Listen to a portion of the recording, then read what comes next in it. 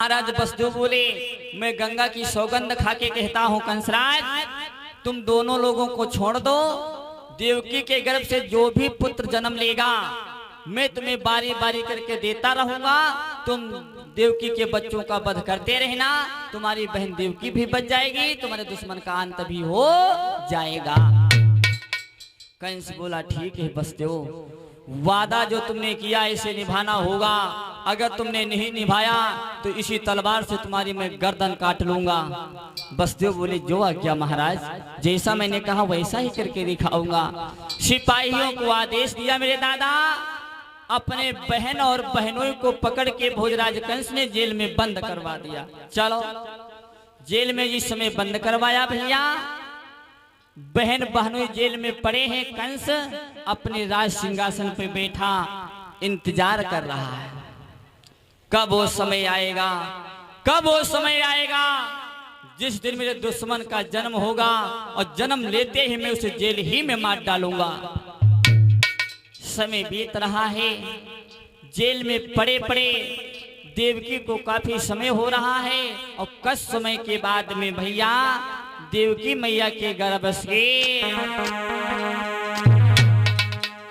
अरे 10 महीना जब बीत गए, सुनो भैया मेरे, सुनो दादा मेरे, एक पैदा बस कुमार जी।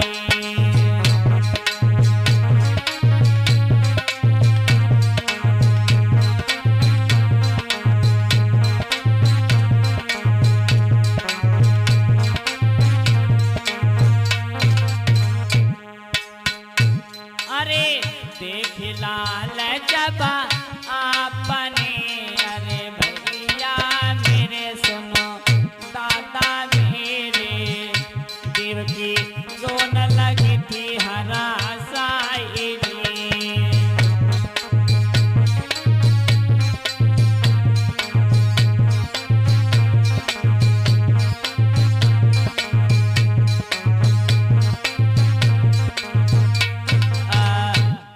10 महीने के बाद में देवकी मैया के उदर से एक सुंदर पुत्र का जन्म हुआ।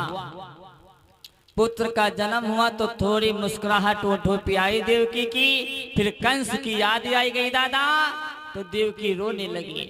आगे बढ़े महाराज वसुदेव, जवाब दिया, प्यारी रोमती, ये तो कंस का भोजन है, वचन के अनुसार इस पुत्र को मेरी गोदी में दे दो, मैं जाके कंस को समर्पित कर दूं, क्योंकि मैंने उससे वादा किया था। देवकी बोली, नहीं पिया, मैं अपने बच्चे को नहीं दूंगी, अगर मैंने बच्चे को दे दिया तो मेरा वीरन मार डालेगा। वसुदेव बोले, पागल मती बनो, समझाने लगे, सुनो प्यारी, इस बालक को मुझे दे दो। क्या बोले वसुदेव? रहे वसुदेव समझाए, करो कर लो अपनो ही देवकी। अरे रहे वसुदेव समझाए, करो कर लो अपनो ही। अरे मन में जान देवकी कोई लाल जन्म नहीं, लिखो ब्रह्मा को नहीं मिटू, अरे हो नहार सो के रहिए, हो नहार सो के रहिए, मिटवैया ना मिटो, लला को गोद उठायो है। कौन? महाराज वसुदेव। लला को गोद उठायो है, और ले बेटा को गोद आगे की सीध लगायो है, कुमार को गोद उठायो है, और ले बेटा को गोद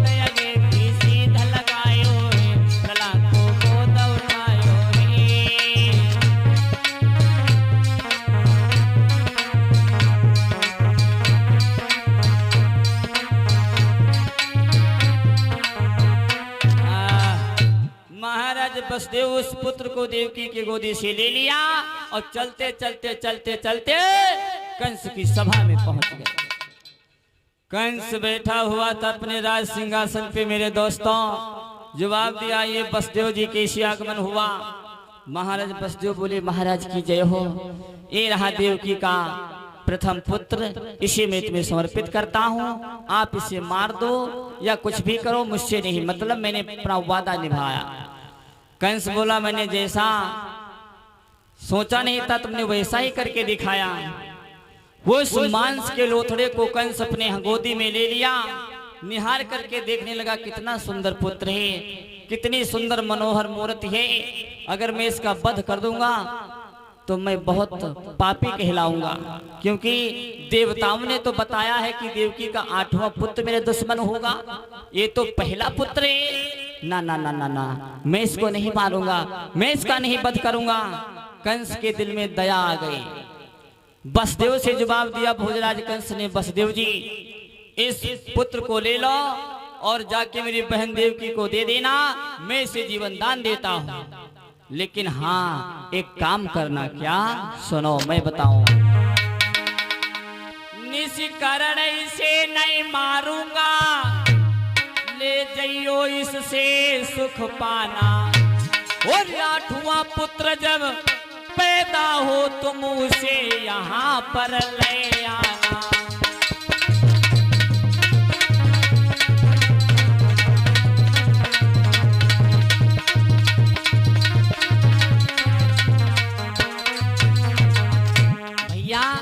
दया दिखा रहा हो पापी अधर्मी कंस,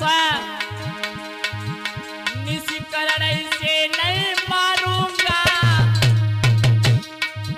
ले जाइयो इससे सुख पाना। 8वां पुत्र जब पैदा हो तुम उसे यहाँ पर ले आना।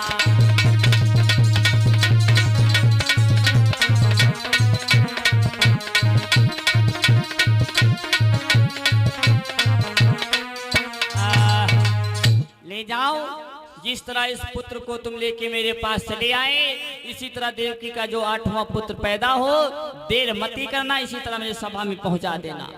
वसुदेव बोले जो आज्ञा कंसराज, जैसा आपने कहा मैं वैसा ही करूंगा। महाराज वसुदेव लौट के आए कंस की सभा से, जेल में देवकी की गोदी में पुत्र को डाल दिया। लो देवकी, तुम्हारे भैया ने तुम्हारे पुत्र को वध नहीं किया।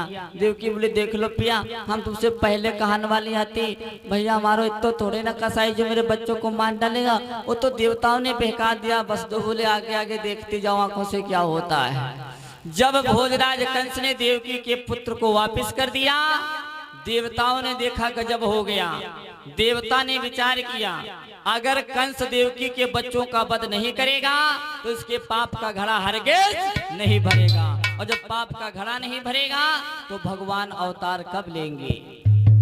नारद बाबा को बुलाई, जाओ कंस को बहका दो, कंस देवकी के बच्चों का वध जरूर करे। बाबा देवर्षि नारद उठाई बीड़ा, चल दे भाई कहाँ, मथुरा की तरफ गीत गाते हुए सभी लोग बोलेंगे श्रीमन नारायण नारायण नारायण, भजमन नारायण नारायण नारायण।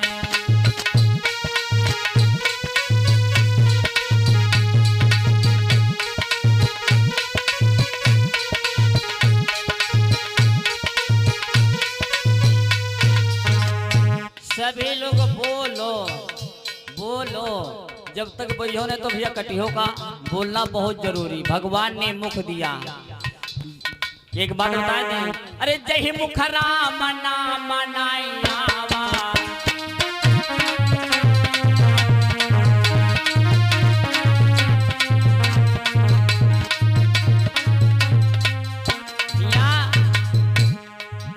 अरे जय मुख राम नाम नायावा, सोमुख ब्रह्मा ने व्यर्थ बनावा।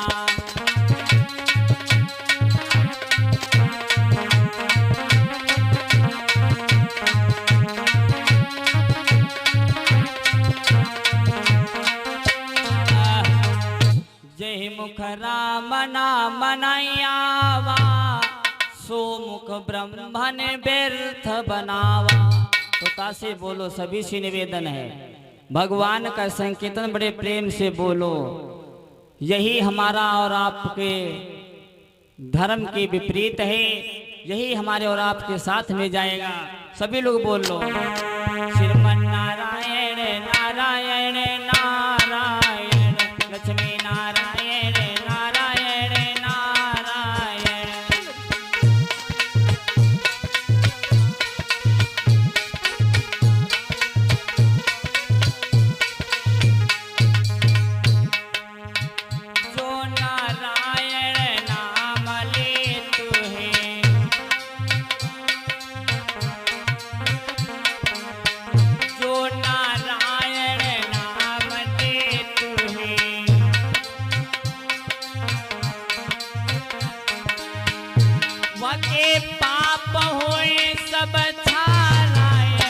श्रीमन नारायण नारायण हरे हरे, लक्ष्मी नारायण नारायण हरे हरे,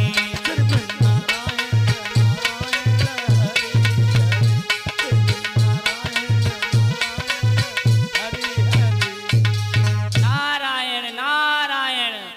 बाबा देव ऋषि नारद कंस की सभा में पहुंच गए। कंस बैठा हुआ था। जिस समय देव ऋषि नारद को देखा, जवाब दिया, ये नारद आसन ग्रहण कीजिए। बाबा नारद बोले, क्यों नहीं महाराज। कंस बोला, कैसे आज भटक पड़े, काफी समय हो गया।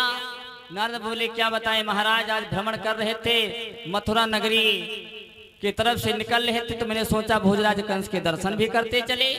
ये महाराज, आज तुम बहुत उलरे उलरे घूमते हो, क्या मतलब है। बड़े खुश हो, बड़े प्रसन्न हो, क्या हुआ। कंस बोला, तुम्हें क्या बताएं नारद, मेरे खुशियों का ठिकाना ही नहीं है, क्योंकि मेरी बहन देवकी के गर्भ से प्रथम पुत्र ने जन्म लिया और मैंने उसे जीवन दान दे दिया। नारद बोले, वाह, तो तुमने बड़ा अच्छा किया, तुम तो इनाम देने के काबिल हो, तुमने उस पुत्र को जीवन दान दे दिया। कंस बोला, क्यों नहीं, मैंने उसे वापस कर दिया, लौटा दिया नारद।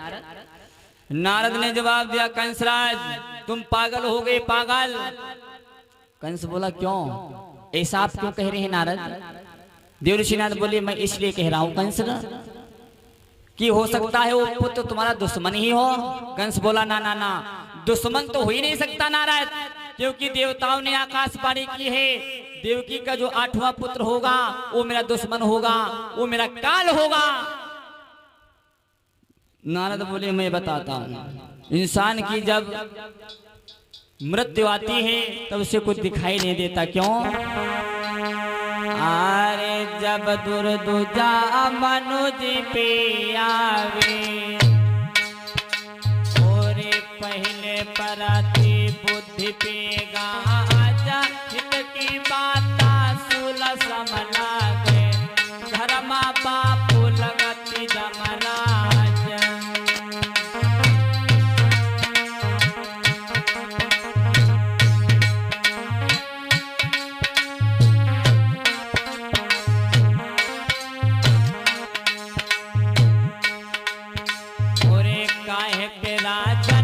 पागल हो गए,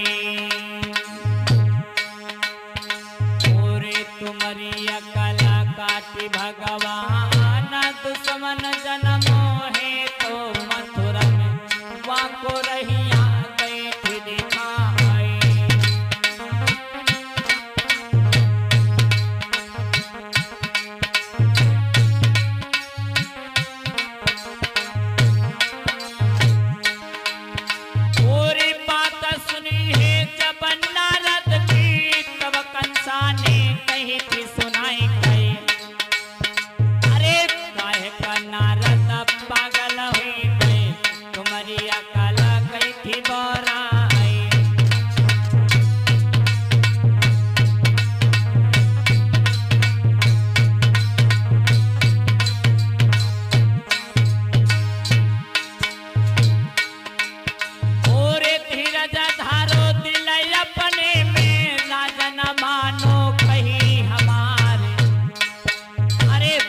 निकालो एक नारद ने, और कंसा को तो पकड़ाई।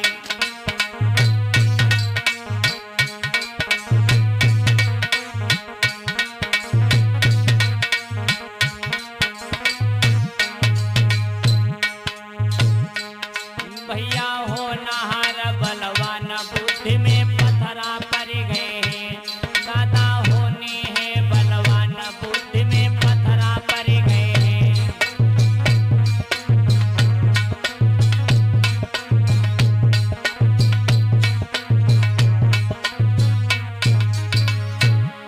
और पत्थरा पड़ गए हैं यार, मेरे पत्थरा पड़ गए हैं, भैया होने हैं बलवान, बुद्धि में पत्थरा पड़ गए हैं।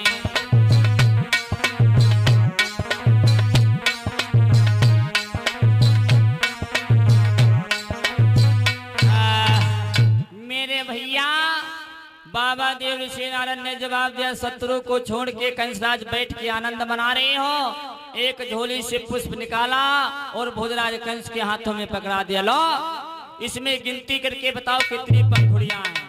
भोजराज कंस ने गिनना शुरू किया, 1 2 3 4 5 6 7 8। इस पुष्प में तो 8 पंखुड़ी है नारद। बाबा देवर्षि नारद बोले, एक पंखुड़ी छोड़ के गिनती करो। फिर गिनती शुरू किया कंसराज ने, 1 2 3 4 5 6 7 8। कंस बोला, ये क्या करवा रहे हो बाबा जी, ये क्या करवा रहे हो? नारद बोले, अब भी नहीं, अब उल्टा गिनो। फिर गिनती करवाया, 1 2 3 4 5 6 7 8। कुछ समझ में आया? भोजराज कंस बोला, नारद इस पुष्प में तो हर एक पंखुड़ी पहली दिखाई दे रही है और हर एक पंखुड़ी 8वीं। नारद बोले, अफसोस, समझने में तुम्हारे यही फेर था। जिस तरह इस पुष्प में हर एक पंखुड़ी पहली हर एक 8वीं है ना कंसराज, उसी तरह देवकी का हर एक पुत्र पहला और हर एक 8वां हो सकता। पहले 8वें के चक्कर में तुम मारे जाओगे। जो ही बाबा देवर्षि नारद ने ऐसी बात बताई भैया, तो कंस सब कुछ भूल गया। आज भागो राजा रंग महल से,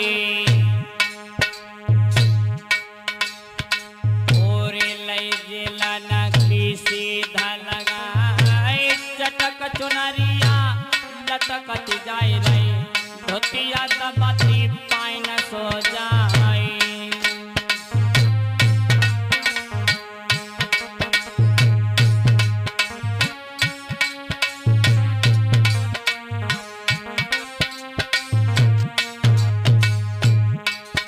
और ठोकर लगी पैर में भैया,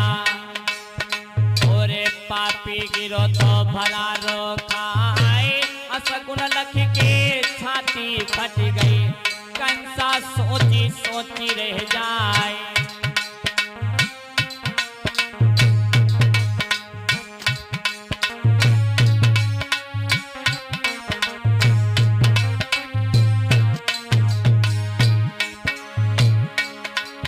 अरे उठ के राजा फिर तो भागो, जेलन पास पहुंच गो जाए। अरे जहाँ पे बैठी बहना देवकी, बेटा गोदी रहती खिलाई।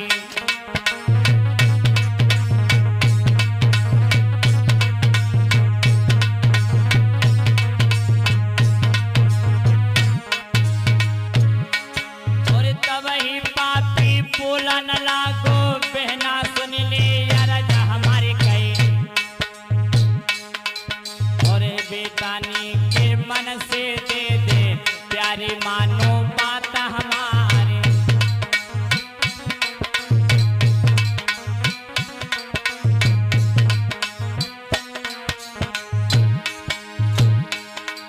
आज बात सुनी है जब पीरन की, धक्का लगता पेट में जाए। अरे रोए की बिटिया बोला न लागे, पीरन पहिया परे तुम्हार।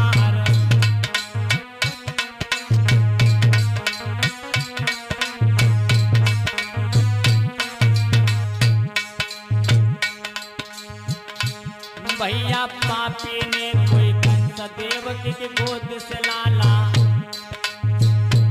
भैया पापी कंस बेटा को कोई गोद से छीनो है।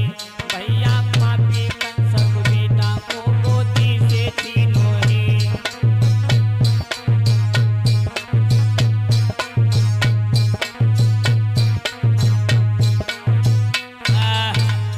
मेरे भैया जहाँ पे बहन देवकी बैठी हुई थी, कंस पहुंच गया। जवाब दिया, देवकी इस पुत्र को मेरे हवाले कर दो।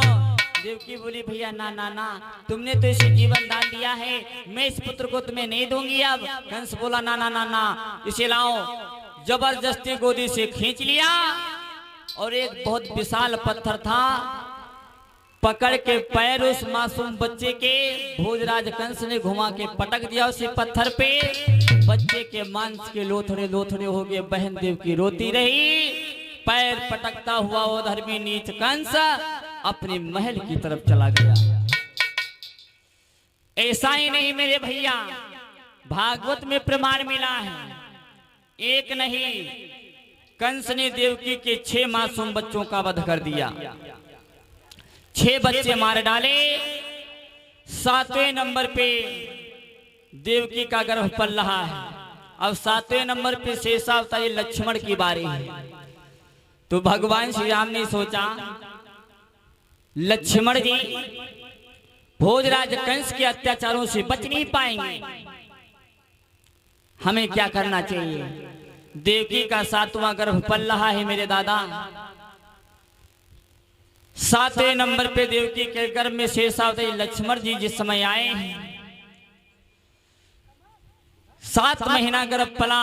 जब गर्भ के 2 मास बचे हैं पूरे होने में, तो भगवान ने अपनी माया का वाहन करके देवकी का 7वां गर्भ माया से खींच के रोहिणी के गर्भ में प्रवेश कर दिया।